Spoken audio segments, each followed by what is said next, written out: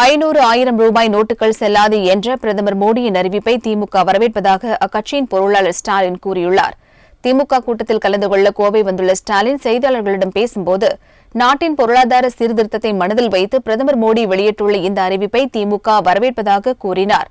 இருந்தாலும் கருப்பு பணத்தை மீட்டு சாமானியர்களின் வங்கிக் கணக்கில் 15 லட்சம் ரூபாய் செலுத்தப்படும் என்று தேர்தல் நேரத்தில் பிரதமர் மோடி அளித்த வாக்குறுதி என்னானது என்றும் ஸ்டாலின் கேள்வி எழுப்பினார்.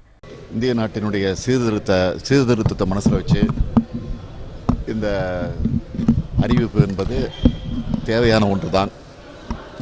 எனவே திராவிட முன்னேற்றக் கழகத்தை பொறுத்தவரையில் இதை வரவேற்கக்கூடிய நிலையில்தான் இருக்கிறது. இருந்தாலும் இதே பிரதமர் மோடி அவர்கள் தேர்தல் நேரத்தில்